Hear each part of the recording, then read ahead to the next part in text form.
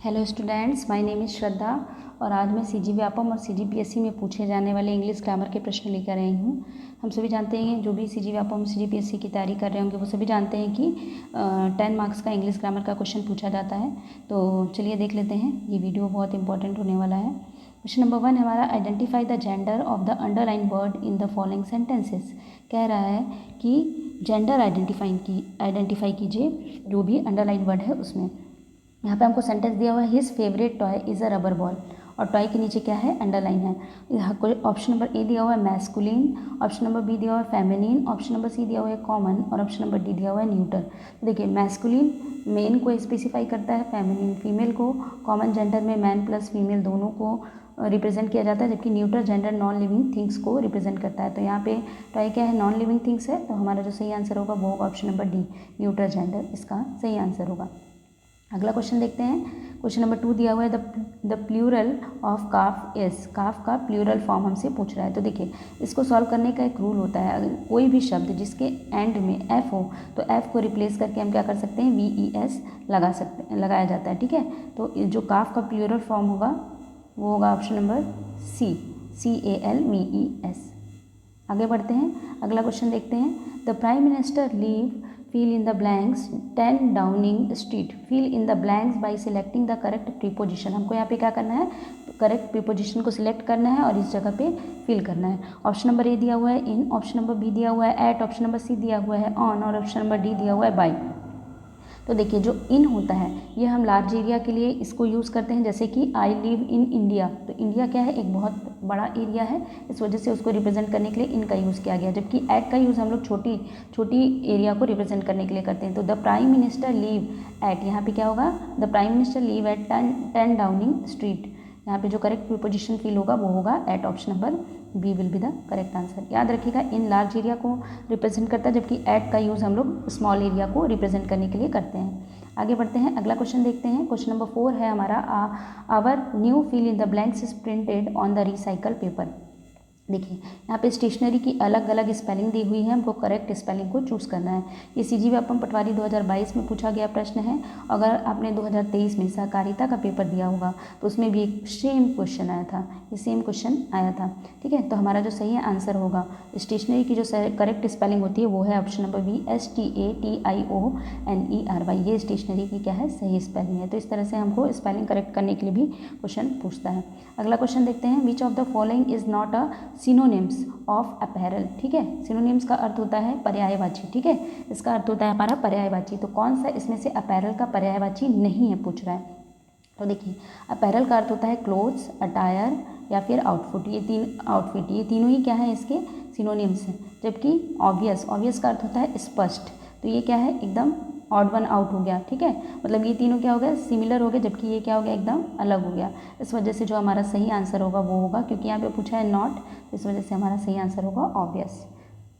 आगे बढ़ते हैं, अगला क्वेश्चन देखते हैं। क्वेश्चन नंबर 6 हमारे पास, which of the following word is plural.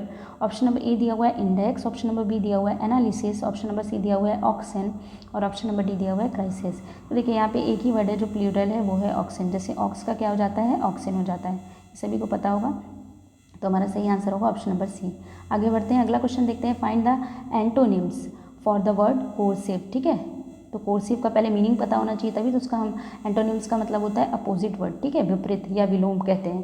ठीक है, ऑप्शन नंबर ए दिया हुआ है हमको प्रोग्रेसिव, ऑप्शन नंबर बी दिया हुआ है जेंटल, ऑप्शन नंबर सी दिया हुआ है सपोर्टिंग, और ऑप्शन नंबर डी दिया हुआ है प्रमोटिंग। तो देखिए, कोर्सिव का अर्थ होता है हमारा बलपूर्वक। किसी भी कार्य को जब हम क्या करते हैं, बलपूर्वक कराया जाता है, ठीक है, तो उसको हम कोर्सिव कहते हैं। ठीक है, तो इसका विपरीत क्या होगा, देखिए, कोई बलपूर्वक का विपरीत होगा हमारे पास शांतिपूर्वक, है ना।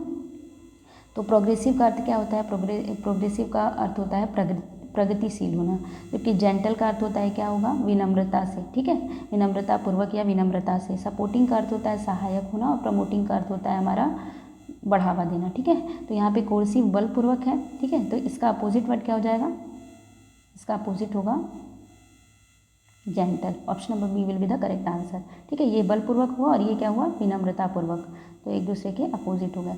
अगला क्वेश्चन देखते हैं। Find the synonyms for the word perilous. ठीक है,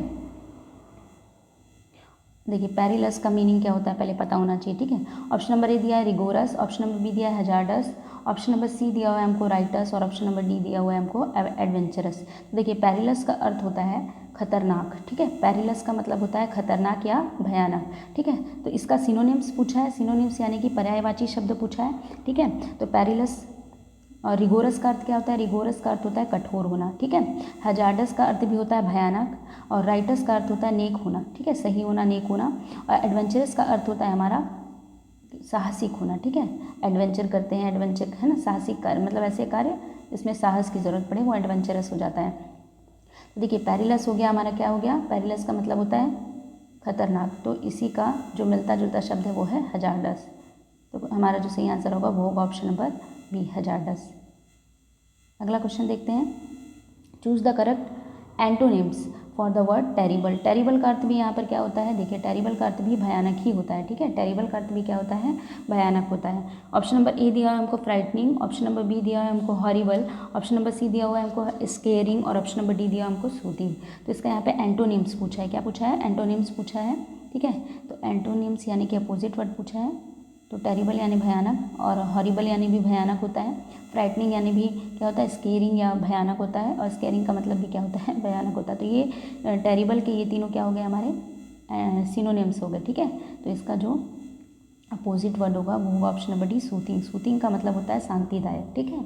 तो ये इसका सही आंसर होगा।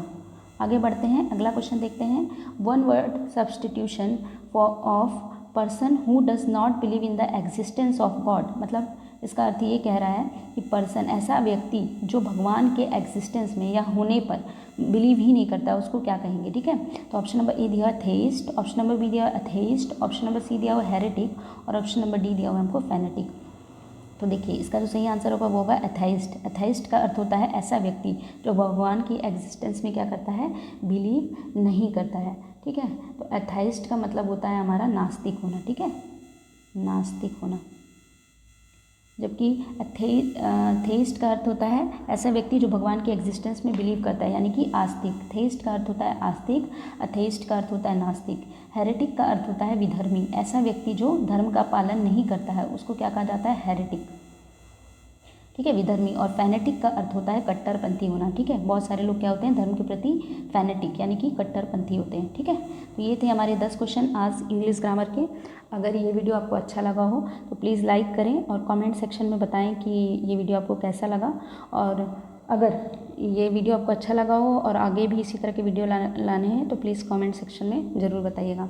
और अगर आपको अच्छा लगे तो सब्सक्राइब भी करिएगा। Thank you so much.